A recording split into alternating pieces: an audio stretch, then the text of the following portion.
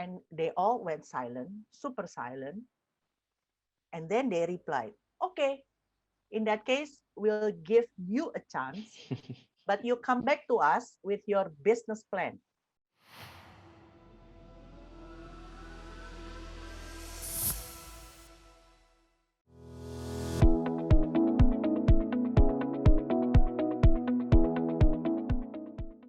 Can I share with all of you how I got Forbes in Indonesia? This is interesting.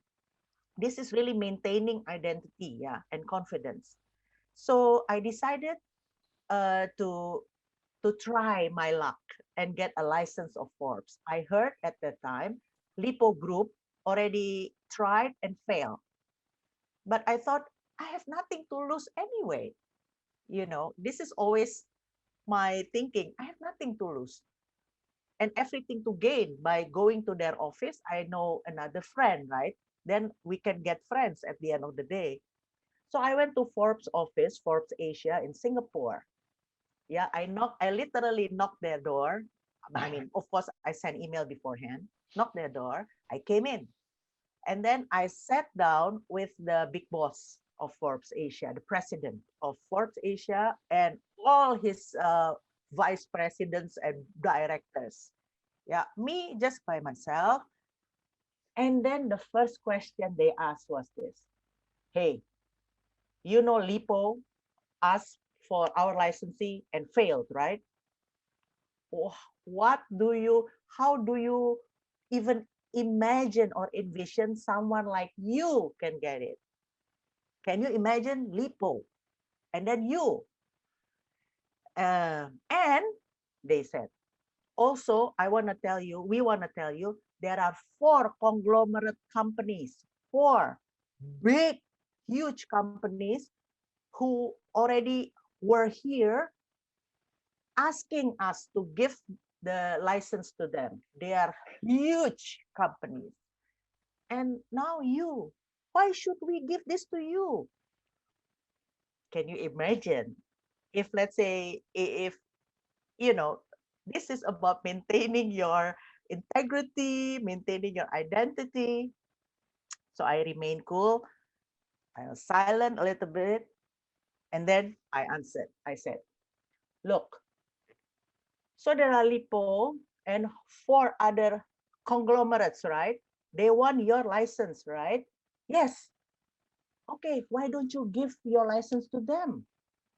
Because I said, if you give your license to the big companies, you will be treated as only one tiny dot, you know, of among others, among their businesses, right? Because they are big.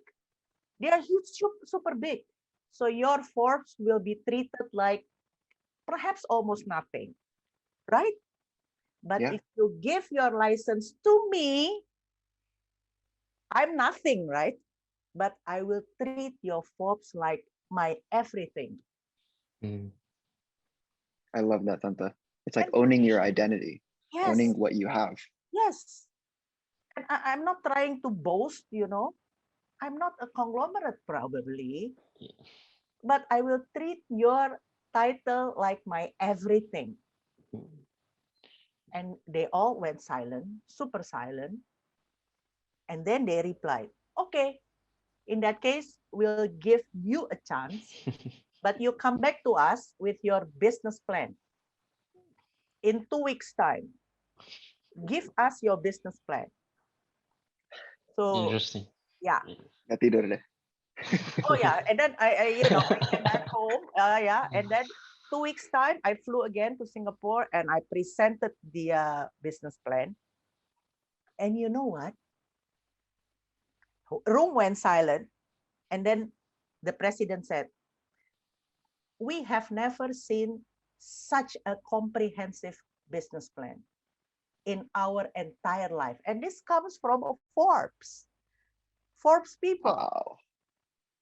You know what? And he Wow. said, from now on, if you give us a permission, we want to use your template to our all other licensee in the world, if you allow us. And I knew at that time I would get the license, right? Yeah. Did you And celebrate? it's all great. And I said, yeah, you have my permission to use my business plan. Okay. And then within 2 weeks, I got the email saying, congratulations, we award you with our license, blah, blah, blah, blah. And the rest is history. Yeah. Interesting. I mean that's a very good example of playing to your strength. And that kind of course, like in any sort of deal that we look into, we also have to see like what is the true value proposition. And then you're right, Namanke. I think when it comes down to working with big companies, they're gonna have a lot of different projects you get. Yeah. It's gonna be difficult to say to basically convince them, or maybe it's difficult to see that they were gonna make this one top priority. But for you, you did, because like that is something that you're gonna treat as your everything in terms of your career. And then like now, because of that, it's like you really just played to your strength, and I think that's really something that we can all aspire to be. Because like at this point in our lifetime, there's not so much that in terms of experience and in terms of size that we can give. Tapi there's always something that we can give in any kind of arrangement.